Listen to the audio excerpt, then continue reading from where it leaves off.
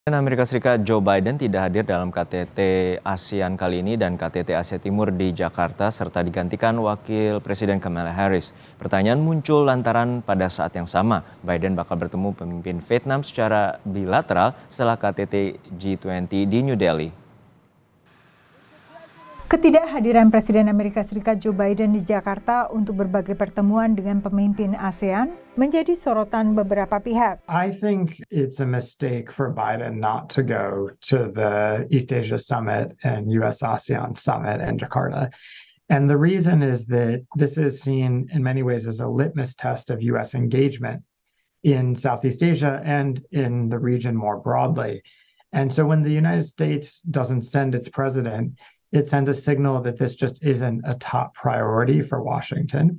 Ketidakhadiran Biden bersamaan dengan minimnya kerangka kerjasama ekonomi di saat Tiongkok lebih proaktif. The big issue that is really frustrating a lot of people, the United States is introduced the Indo-Pacific Economic Framework and pulled out of the Trans-Pacific Partnership, but Washington doesn't appear to have a positive trade normalization.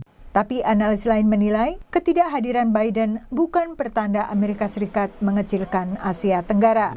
Yes, it is unfortunate that President Biden's not going, but Vice President Harris is the number 2 in the U.S. system. So one thing to point out is that China sends their number 2.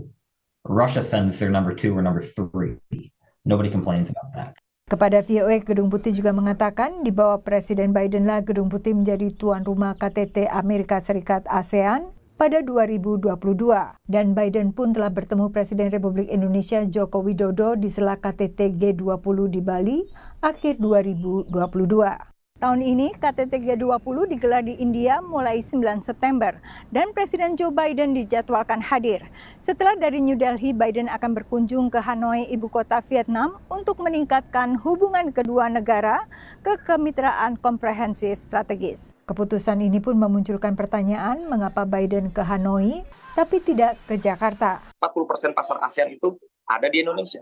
40% kekuatan atau populasi ASEAN ada di Indonesia, tapi memilih tidak berhenti dan mengirim administration yang lain lalu pergi ke Vietnam. Hal ini menunjukkan bahwa dalam konteks dealing dengan China, Vietnam itu lebih strategis dibanding Indonesia. Sementara itu ASEAN terus dirundung kebuntuan menyikapi krisis Myanmar ataupun sengketa Laut Cina Selatan. Biden memilih datang ke Hanoi daripada ke Jakarta karena datang ke Hanoi ada hal yang kemudian cukup penting untuk dibahas oleh Biden terkait dengan strategic partnership dengan Vietnam, sedangkan ke Jakarta dilihat tidak ada hal yang mendesak yang kemudian harus dibahas. Sebaliknya Presiden Tiongkok Xi Jinping akhirnya memutuskan tidak menghadiri KTT G20 di India. Absennya Xi untuk pertama kalinya dalam KTT G20 ini disesalkan Presiden Biden. Dari Washington DC, Yuni Salim dan tim VOA.